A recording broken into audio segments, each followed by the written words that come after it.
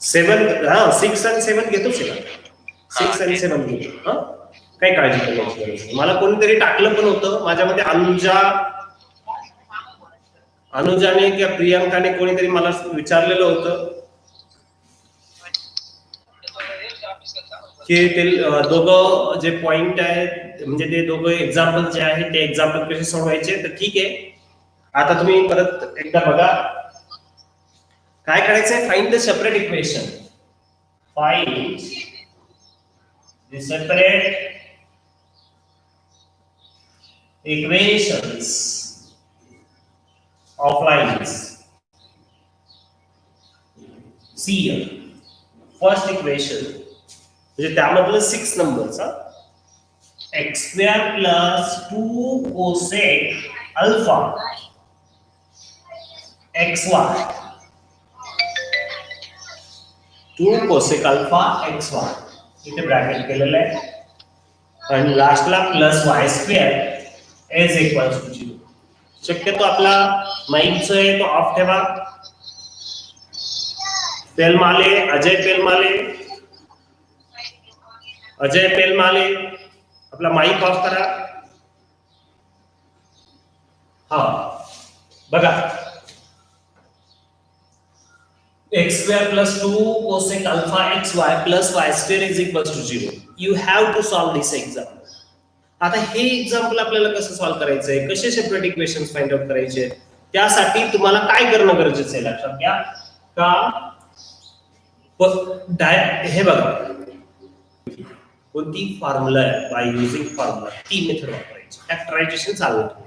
मग त्यासाठी काय करणार, x स्क्वेअर पहिले y स्क्वेअर ची टर्म द्या म्हणजे y स्क्वेअर अगोदर लिहावं लागेल plus 2 cosec alpha xy plus x square is equals to 0. काय करावं लागतं आठवतं, अगोदर लिहायचं असते y स्क्वेअर ची टर्म, नंतर काय करायचं असतं आपल्याला x स्क्वेअर ने याला डिवाइड करायचंय. मग x स्क्वेअर ने डिवाइड केला, डिवाइडिंग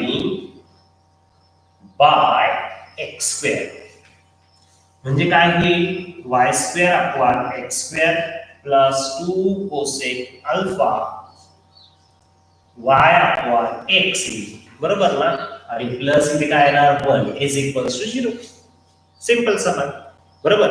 जी प्रोसेस काल आपण जनरल सगळ्याच एक्झाम्पलला चालणारी जी प्रोसेस बघितली होती, फॉर्म्युला मेथड बघितली होती, ती फॉर्म्युला मेथड याच्यासाठी वापरायची. पण आता याच्यानंतर काय करायचं, हे क्वाड्रेटिक इक्वेशन आहे असं समजायचं. ह्या क्वाड्रेटिक इक्वेशन मध्ये इथला coefficient a is equals to 1, इथला coefficient b is equals to काय घ्यायचा 2 cosec अल्फा आणि c इज इक्वल्स टू किती घेणार बरोबर. त्यानंतर काय म्हणणार, therefore y upon x is equals to minus b plus minus root of b square minus 4ac upon 2a. हा फॉर्म्युला यूज करा. हा फॉर्म्युला यूज केल्यावरती काय होईल बघा, y upon x is equals to minus b म्हणजे minus 2 cosec alpha plus minus root of हा आता b स्क्वेअर म्हणजे 2 cosec alpha चा स्क्वेअर, तो काय 4 cosec square alpha minus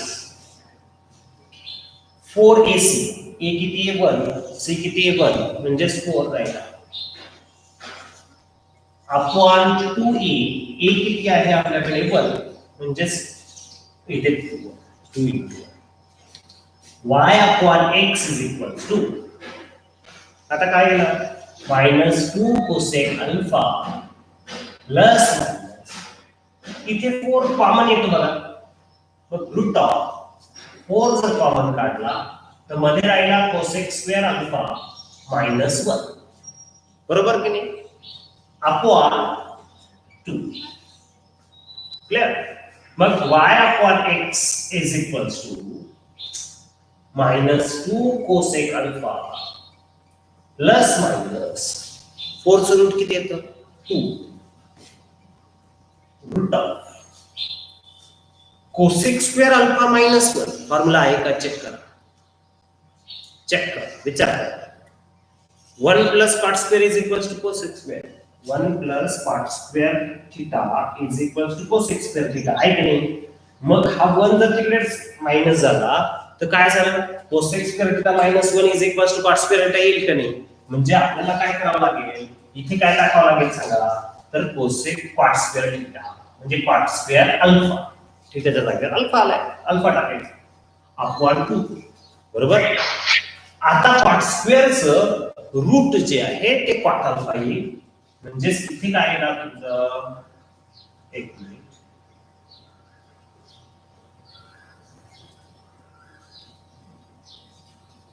y upon x is equals to 2 common आहे, 2 common काढला minus cosec alpha plus minus cot alpha upon 2. या 2 ने याला डिवाइड होईल आणि x तिकडे ट्रान्सफर करून द्यायचा. म्हणजेच y is equals to minus cosec alpha plus minus cot alpha into x झालं. मग आता एकदा प्लस आणि एकदा मायनस अशा 2 सेपरेट लाइन्स लिहून टाकायचा. झाले separate equation of pair of lines.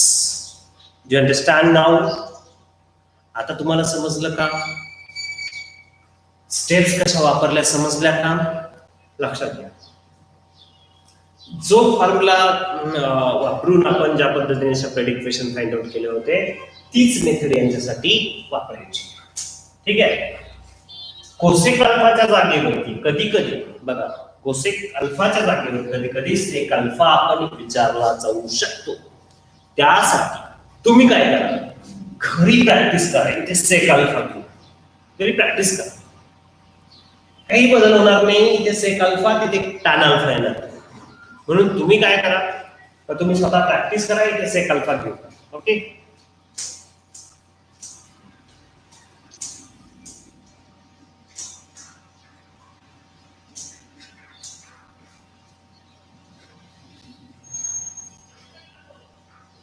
अजून एक एक्झाम्पल जे आहे 7 नंबरचं ते पण घेऊन टाकतो मी. बघा, x square plus 2xy tan alpha minus y square is equals to 0. आता याचे सेपरेट इक्वेशन काढायचे. मग पुन्हा एकदा अगोदर काय करावं लागेल, y स्क्वेअर ची टर्म अगोदर लिहावी लागेल. मग minus y square plus 2xy tan alpha plus x square is equals to 0. नंतर साइन चेंज करा. का बरं, तर याला मायनस साइन आहे म्हणून साइन चेंज करा. y square minus 2xy tan alpha minus x square is equals to 0. आता x स्क्वेअर ने डिवाइड करा. डिवाइडिंग बाय x स्क्वेअर ने डिवाइड केल्यावर इथे राहील y square upon x square minus इथे काय होईल, तर 2 tan अल्फा x स्क्वेअर ने याला डिवाइड केल्यावर y अपॉन x राहतो. आणि मायनस याला डिवाइड केल्यावर 1 इज इक्वल्स टू 0. लक्षात घ्या, प्रोसेस जी आहे त्या प्रोसेस मध्ये अगोदर y स्क्वेअर ची टर्म पाहिजे आणि x स्क्वेअर ने डिवाइड केलं पाहिजे. x स्क्वेअर ची टर्म ठेवून y स्क्वेअर ने डिवाइड करायचं नाही. हे असं करायचं. मग ही परत काय लिहिणार, a ची किंमत किती आहे 1, b ची किंमत किती आहे मायनस 2 tan अल्फा आणि c ची किंमत मायनस 1. बरोबर. मग आता बाय युजिंग फॉर्म्युला, काय फॉर्म्युला आहे, y upon x is equals to minus b plus minus root of b square minus 4ac upon 2a. तो फॉर्म्युला यूज करा. म्हणजेच काय, y upon x is equals to minus b म्हणजे हा minus 2 tan alpha काय होणार, plus 2 tan alpha होणार plus minus root of b square म्हणजे b जर मायनस 2 tan अल्फा आहे त्याचा स्क्वेअर काय आहे 4 tan square alpha minus 4ac. याची किंमत 1 आहे, c ची किंमत minus 1. 4 1 into minus 1 upon 2 into 1 बरोबर. त्यानंतर y upon x is equals to 2 tan alpha plus minus root of 4 tan square alpha minus minus plus म्हणजे 4 upon 2 y upon x is equals to 2 tan alpha plus minus इथे root of 4 common tan square alpha plus 1 upon 2 बरोबर. ते दोन आपण काय लिहू शकतो y upon x is equals to 2 tan alpha plus minus 2 root of tan square alpha plus 1 परत काय येईल sec square alpha upon 2 common काढता येईल. आता 2 कॉमन काढला तर काय राहील tan alpha plus minus काय येणार ते sec alpha upon 2 2 कट करा आणि y is equals to tan alpha plus minus sec alpha into x लिहून टाका. आणि याचेच दोन इक्वेशन लिहा, एकदा प्लस लिहा एकदा मायनस लिहा. ठीक आहे.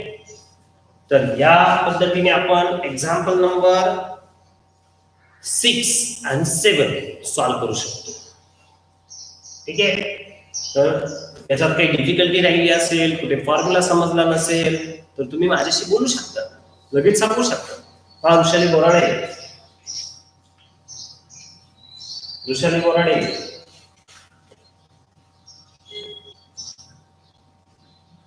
ठीक. तर हे तुम्हाला क्लिअर कट समजलं असेल. एकदा व्यवस्थित यावरती रिव्हिजन करा, तुम्ही सॉल्व करा. हा सिद्धार्थ काही अडचण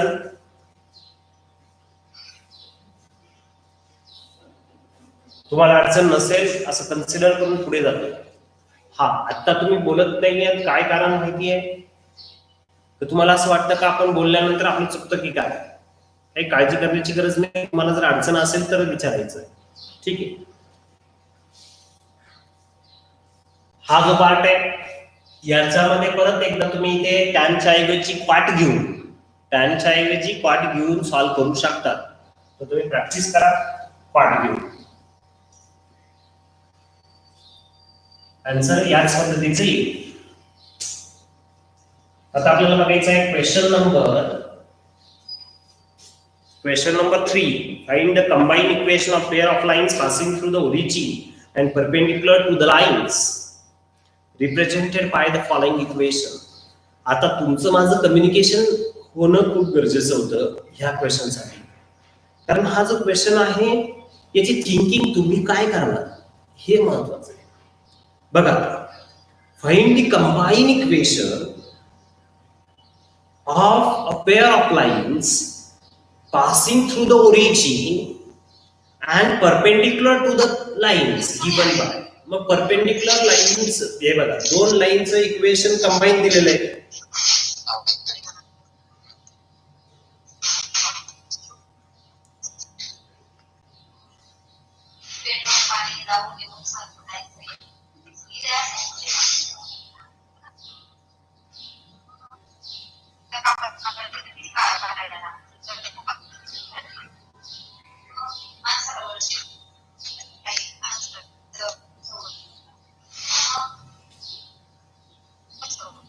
आवाज बंद कर बाबा तुझा.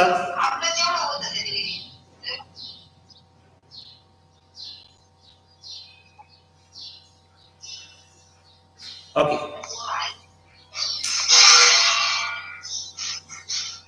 एक मिनिट.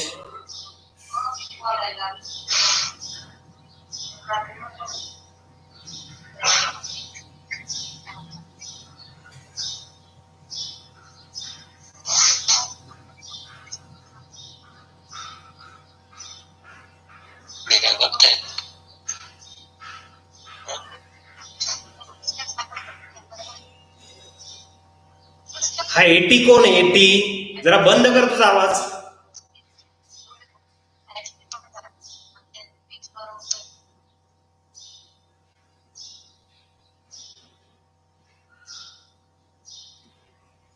ओके,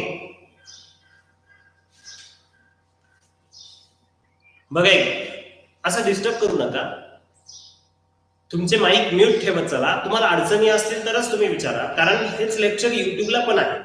मी युट्यूबला त्या पद्धतीचं रेकॉर्ड होतं, लक्षात घ्या. मग त्यामुळे कृपया आपण काळजी घ्या.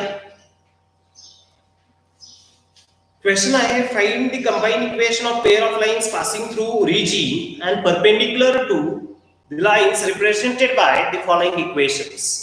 म्हणजे इथे एक इक्वेशन दिलेलं आहे, 5x² minus 8xy plus 3y² is equals to 0. सर्वात इम्पॉर्टंट क्वेश्चन, म्हणजे प्रॉब्लेम मध्ये इम्पॉर्टंट क्वेश्चन हा. त्याचं शॉर्ट ट्रिक्स पण सांगणार आहे, सीईटी शॉर्ट ट्रिक्स काय असतो तो पण सांगणार आहे, लक्षात घ्या. पण आता तुम्हाला डिटेल मध्ये बघायचंय. पहिले ह्या ज्या दोन लाईन आहेत, ह्या दोन लाईन सुद्धा ओरिजिन मधून जात आहेत, लक्षात घ्या. ह्या दोन लाईन मधून जात आहेत ओरिजिन, बरोबर.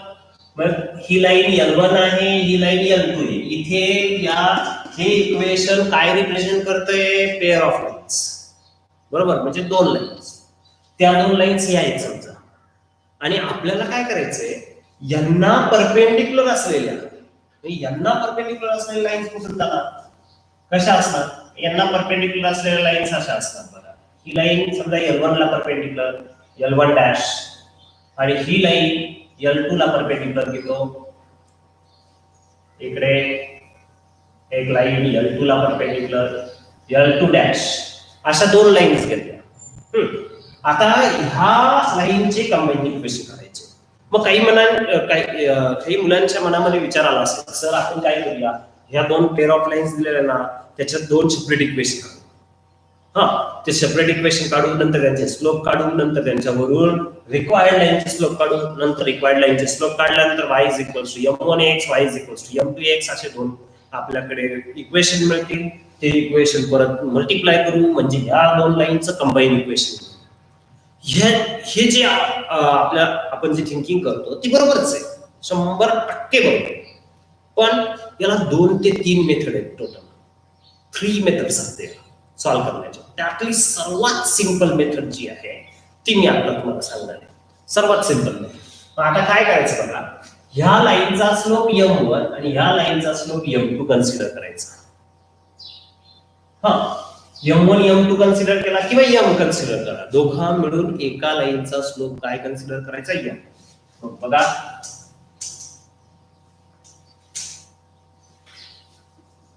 सर्वात सोपी मेथड मी तुम्हाला इथे सांगतोय, तशा तिघ मेथड मी सांगायला तयार आहे. तर 2 मेथड तरी कमीत कमी मी इथे तुम्हाला सांगणारच आहे, तुम्ही फक्त लक्ष द्या. तो बघा 5x² minus 8xy plus 3y² is equals to 0. Equation of given pair of lines, किंवा डायरेक्टली लिहिलं तुम्ही pair of lines passing through origin तरी चालेल. pair of lines through origin मधून जाणार आहे pair of lines. मग let m1 and m2 be their slopes. Steps लक्षात घ्या, मी जे सांगतोय त्या स्टेप्स व्यवस्थित लक्षात घ्यायचं. फर्स्ट m1 m2 त्यांचे काय मानले, स्लोप्स. कुणाचे, दिलेल्या लाईनचे, रिक्वायर्ड लाईनचे नाही, दिलेल्या लाईनचे. मग आता याच्यावरून m1 प्लस m2 आणि m1 इंटू m2 लिहिता येईल का, तर बघा आता मी तुम्हाला काय बोललो होतो की जे m1 plus m2, m1 into m2, m1 minus m2, आपण जेव्हा थेरम बघितलं त्यावेळेस ते नोट डाऊन करून ठेवलेले आहेत आपण. तर तुमच्याकडे जर नोटबुक असतील तर तुम्ही लगेच पलटून बघू शकता का त्यामध्ये आपण हा पार्ट बघितलाय. मग आता m1 प्लस m2, जर m1 आणि m2 जर आपल्याला आपण स्लोप कन्सिडर केले तर m1 प्लस m2 काय, मग therefore m1 plus m2 is equals to -2h upon b. हा फॉर्म्युला आहे, बरोबर की नाही. मग -2h upon b म्हणजे -2h ची किंमत किती येते, -h, बरोबर. मायनस 2h ची किंमत लक्षात घ्या, -h अपॉन b ची किंमत किती आहे, 3, म्हणजे 8/2 8/3 हा झाला नंबर 2. नंतर m1 into m2 काय येईल? m1 into m2 काय येईल? a upon b. आठवा. मग a upon b काय आहे? 5/3. नंबर 3. म्हणजे आपल्याला इक्वेशन फर्स्ट काय दिलं होतं? Pair of lines through origin. बरोबर? लेट m1 आणि m2 बी देअर स्लोप्स. त्यांचे स्लोप्स कोणते घेतले? m1 आणि m2. m1 plus m2 काय मिळाला? -2 h upon b ने 8/3 मिळाला. m1 into m2 a upon b 5/3 मिळाला. लक्षात घ्या. ह्याच मेथडने तुम्हाला काय करायचं? m1 plus m2 आणि m1 into m2 काढून घ्यायचे. नंतर काय व्हायचं बघा. आता तुम्हीच मला सांगा. m1 m2 हे स्लोप्स कुणाचे घेतले? ह्या लाईनचे ना. मग यांना परपेंडिक्युलर असलेल्या लाईनचे स्लोप्स काय असतील? Slopes of lines perpendicular to given lines. दिलेल्या लाईन्सला परपेंडिक्युलर असलेल्या लाईनचे स्लोप्स काय असतील? तर m1 dash is equals to -1 upon m1 and m2 dash म्हणजेच -1 upon m2 अशा असतील का नाही? Negative reciprocal. म्हणजे बघा पहिल्या लाईनचा स्लोप m1, तिला परपेंडिक्युलर असलेल्या लाईनचा स्लोप काय असेल? -1 upon m2. दुसऱ्या लाईनचा स्लोप किती आहे? m2, तिला परपेंडिक्युलर असलेल्या लाईनचा स्लोप काय असेल? -1 upon m2. बरोबर की नाही? मग नंतर काय? these lines are passing through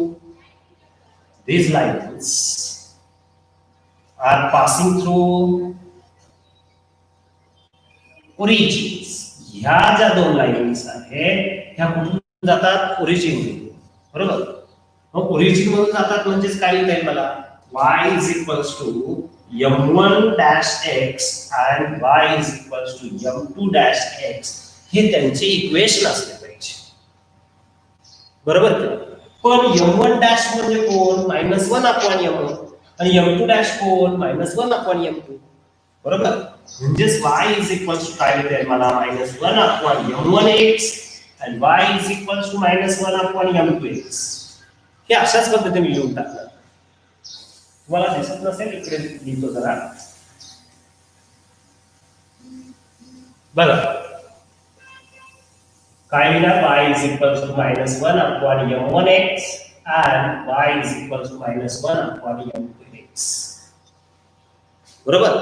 म्हणजेच आता त्यावरून काय इक्वेशन येईल? m1y is equals to -x and m2y is equals to -x. म्हणजेच x plus m1y is equals to 0 and x plus m2y is equals to 0. बरोबर?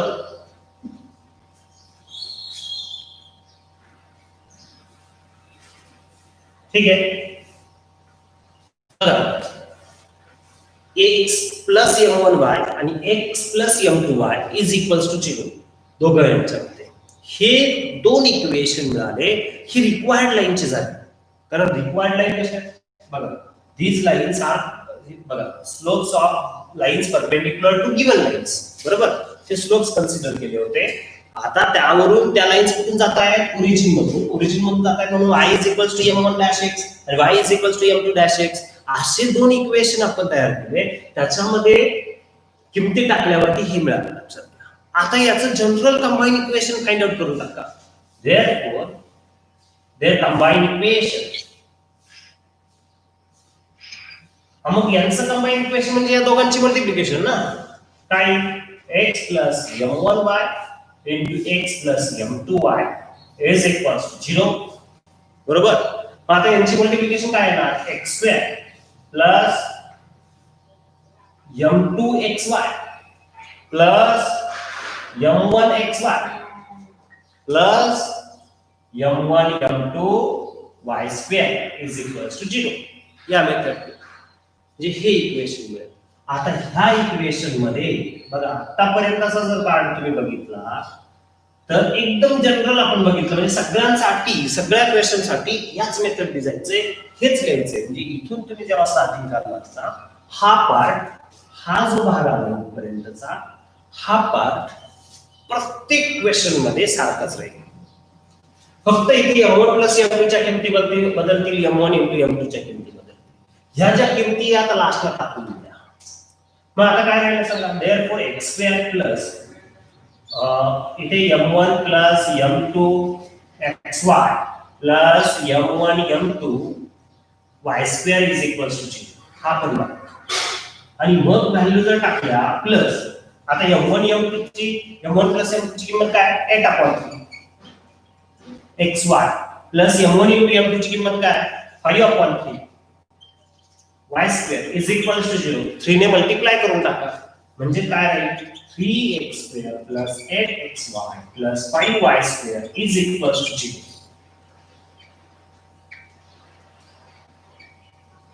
This is the required equation of pair of lines passing through origin and perpendicular to the given lines. म्हणजे दिलेल्या लाईन्सला perpendicular आणि origin मधून जाणाऱ्या ज्या दोन pair of lines असतील त्यांचं इक्वेशन हे मिळालं. लक्षात घ्या हा असा क्वेश्चन जो आहे हा 4 मार्कला विचारला जातो. एक्झामला आपल्याला 4 मार्कला विचारला जातो असा क्वेश्चन. 3 मार्क 4 मार्क्सला विचारला जाणारा क्वेश्चन जो आहे त्यातला हा एक क्वेश्चन आहे.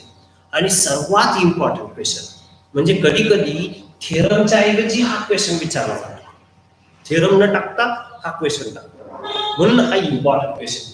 बघा परत एकदा काय केलं मी पुन्हा एकदा बघा म्हणजे पुढचं इक्वेशन जे तुम्ही स्वतः सॉल्व्ह करू शकता. क्लिअर. तर बघा 5x square minus 8xy plus 3y square is equal to 0 equation of pair of lines passing through origin. म्हणजे ह्या पण ओरिजिन मधून जाणाऱ्या लाईन्स होत्या बरोबर की ह्या ओरिजिन मधून जाणाऱ्या लाईन होत्या. आता यांना परपेंडिक्युलर लाईन्सचं इक्वेशन काढायचंय त्या पण ओरिजिन मधून जाणाऱ्या लाईन्सचं परपेंडिक्युलर लाईनचं इक्वेशन काढायचंय आपल्याला. त्यासाठी बघा त्यासाठी काय केलं लेट m1 आणि m2 बी देअर स्लोप म्हणजे ह्या दोन लाईनचे स्लोप्स कोण मानले m1 आणि m2. त्यानंतर m1 plus m2 find out केला m1 into m2 find out केला. m1 plus m2 find out केला तो -2 याच्या पॉइंटने 8/3 m1 into m2 a/b ने 5/3 बरोबर. ह्या किमती फक्त बदलतील पुढच्या एक्झाम्पल मध्ये. Slopes of lines perpendicular to this lines म्हणजे या गिवन लाईनला परपेंडिक्युलर असलेल्या लाईनचे स्लोप काय असतील m1 डॅश आणि m2 डॅश -1/m1 आणि -1/m2 असतील. ठीक आहे. these lines are passing through origin म्हणजे ह्या लाईन्स सुद्धा कुठे जातात ओरिजिन मधून. म्हणून y m1 x आणि y m2 x हे त्यांचे सेपरेट इक्वेशन झाले बरोबर.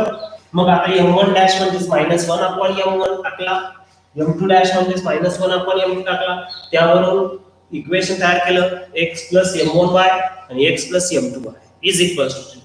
आता यांचं कंबाईन इक्वेशन काढलं. कंबाईन इक्वेशन काढल्यानंतर त्यामध्ये m1 + m2 आणि m1 * m2 तो जो m1 + m2 आहे आणि m1 * m2 आहे इथे जो मिळालेला होता तो टाकून दिला आन्सर. हे combine equation of pair of lines passing through origin. ठीक आहे. आता याच्यामध्ये काही ट्रिक्स मिळते का बघा 5x² - 8xy + 3y² इथे तर 3x² + 8xy + 5y². आन्सर जे आहे लक्षात ठेवा ही मेथड बदलायची नाही. आता बघा मी तुम्हाला सांगतोय ट्रिक्स.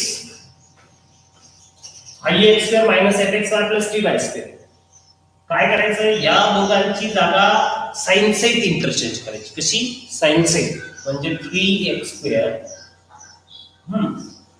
आणि इथे 5y² इज इक्वल टू 0 म्हणजे 3 आणि 5 यांची जागा इंटरचेंज केली a आणि b ची आणि मधला जो आहे ना त्याचं साइन चेंज करायचं म्हणजे याचं साइन काय +8xy + 5y². फिनिश. बघा बरं आन्सर तुम्ही ट्राय करा क्वेश्चन. आता बघा समजा मला याच्यामध्ये तुम्हाला दुसरा क्वेश्चन सांगायचा आहे त्याच्यातलंच. समजा घेतला 3x² - 4xy + 2y² किंवा -2y² असा आहे इज इक्वल टू 0. आता दुसरा क्वेश्चन घेतला पटकन आपण सॉल्व्ह करू शकतो. m1 plus m2 m1 into m2 बघा सेम काहीच करायचं नाही. m1 plus m2 minus 2h upon b म्हणजे मायनस मायनस 4 अपॉन b काय मायनस 2 म्हणजेच इथे प्लस 4 अपॉन मायनस 2 म्हणजेच मायनस 2 आला. a अपॉन b जो आहे तो a अपॉन b म्हणजे 3 अपॉन मायनस 2 म्हणजे मायनस 3/2 आला. Slopes of the lines perpendicular to the given lines हा जो भाग आहे इथपर्यंतचा पार्ट जसाच्या तसा फक्त लास्टला किंमत आहे. लास्टला काय किंमत येईल x² plus m1 plus m2 किती आला मायनस 2xy आणि m1 इंटू m2 काय आला minus 3/2 y² is equal to 0. आता 2 ने मल्टिप्लाय करून घ्या म्हणजे 2x² मायनस काय झाला 4xy minus 3y² is equal to 0. आता ट्रिक्सने आपला आन्सर बरोबर आहे का चेक करूया. हे झालं आन्सर आणि मी जी ट्रिक सांगितली त्याने ते आन्सर बरोबर आहे का ते पण चेक करता येईल आपल्याला. काहीच प्रॉब्लेम नाही. मी तुम्हाला काय सांगितलं होतं ते परत एकदा बघा. या दोघांची जागा साइन सहित इंटरचेंज करायची. कशी साइन सहित. प्रॉब्लेम कसा सॉल्व्ह करायचा समजला ना.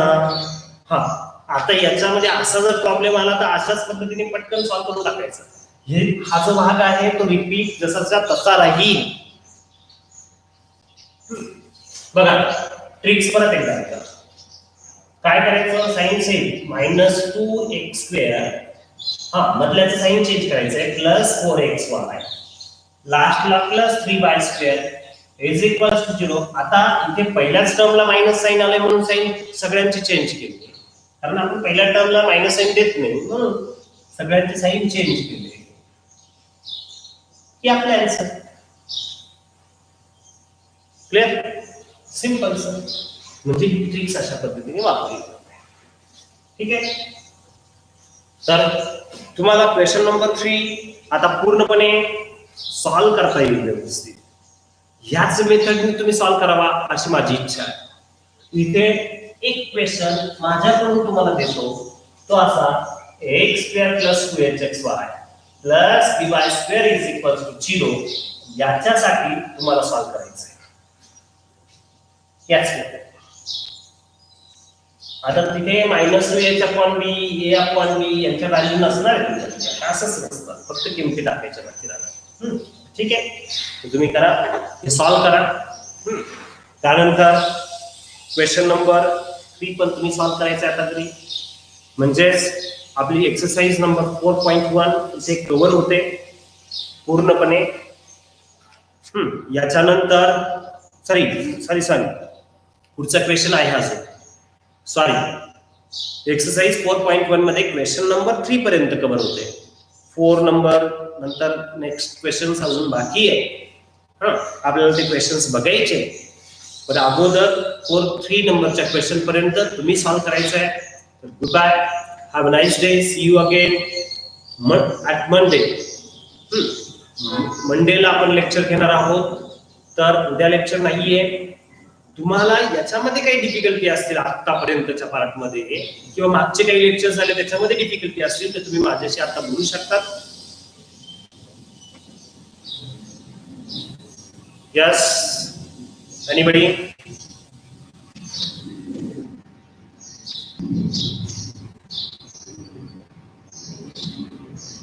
No difficulty.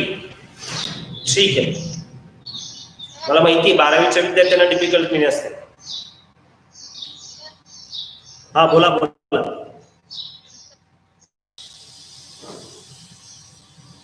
हा बोल.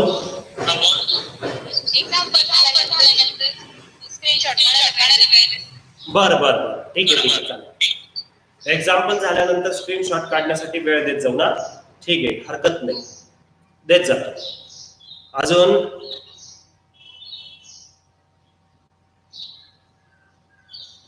अजून काही डिफिकल्टी बोला.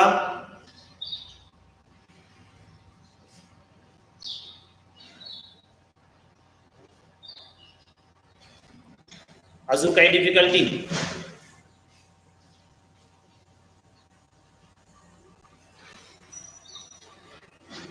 आकाश मोगल अनिकेत जाधव, काही डिफिकल्टी? अनुजा